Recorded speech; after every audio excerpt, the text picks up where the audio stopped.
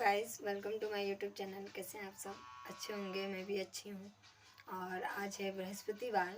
आप लोग देख सकते हैं मैंने पीली साड़ी पहनी हुई है। तो मैं हर रोज़ बृहस्पतिवार को मैं पूजा करती हूँ।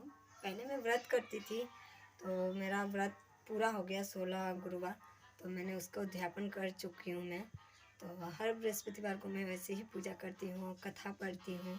तो आप लोग को भी मैं आज कथा पढ़ के सुनाऊंगी। आप लोग मेरे ब्लॉग पर बने रहिएगा, कहीं मत जाइएगा, क्योंकि बृहस्पतिवार के दिन गुरु भगवान की बृहस्पतिवार की कथा सुननी बहुत ही शुभ मानी गई है। तो इसीलिए मैं हर गुरुवार को पूजा करती हूँ, कथा सुनती हूँ, मैं खुद पढ़ती हूँ कथा। तो आज मैं आप लोग को भी सुनाऊंगी। आप लोग मेरे ब्लॉग पर बने रहिएगा।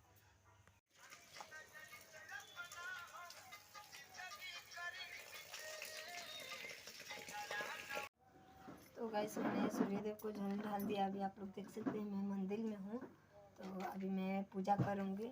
और ये रहा मैं केले गाछ में पूजे का सामान, केले के गाछ में जो मैं करूँगी। पहले मैं मंदिर में कर लूँ, इसके बाद मैं केले के गाछ पे करूँगी। तो इसके बाद पूजे करने के बाद मैं कथा सुनाऊँगी। आप लोग भी सुनिएगा कथा, तो आप लोग पर बने रहिएगा।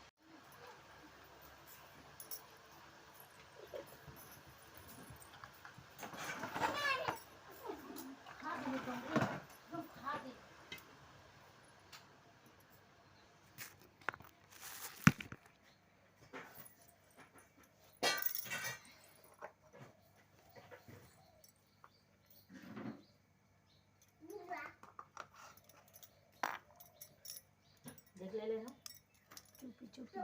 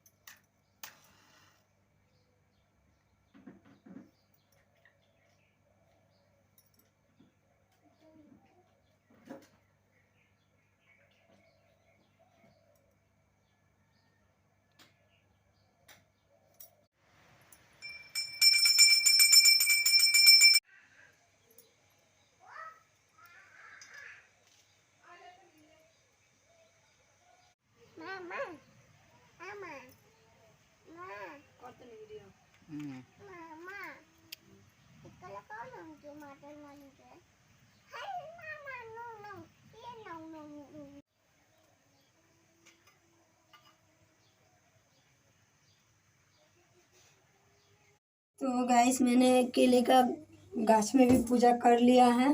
तो अभी मैं ये देखिए किताब बृहस्पतिवार व्रत कथा का, तो अभी मैं इसे पढ़ूंगी। आप लोग भी सुनिएगा। और मैंने हाथ में थोड़ा चावल और थोड़ा फूल ले लिया है, माँ को भी दे दिया। जय देवगुरु बृहस्पति। तो आप लोग ब्लॉग पर बने रहिए और मेरे साथ कथा सुनिए। आइए।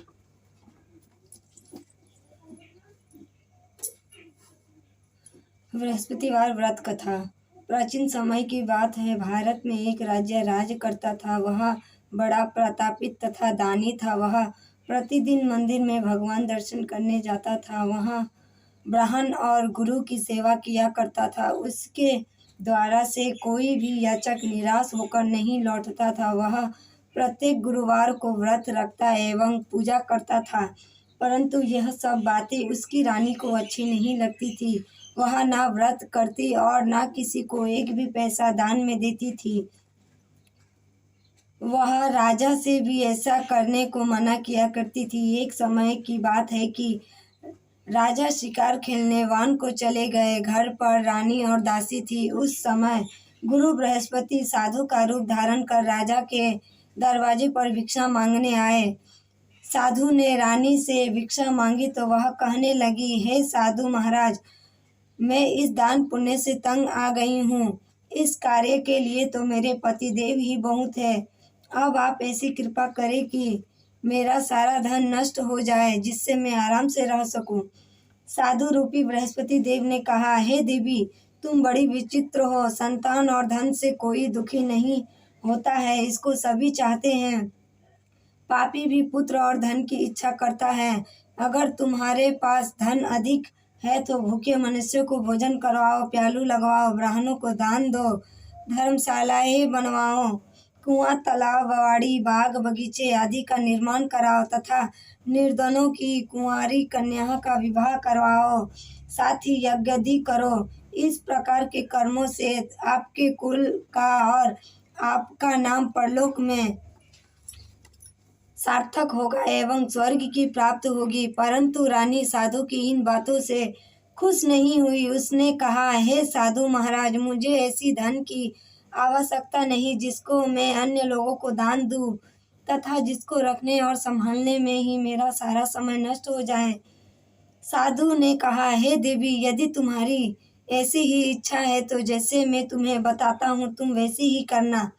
बृहस्पतिवार के दिन घर को गोबर से लिपना, अपने केसों को पीले मिट्टी से धोना, केसों को धोते समय स्नान करना, राजा से कहना वह हजामत करवाए, भोजन में मांस मदिरा खाना, कपड़ा धोबी के यहाँ धुलने देना। इस प्रकार 7 बृहस्पतिवार करने से तुम्हारा सारा धन नष्ट हो जाएगा।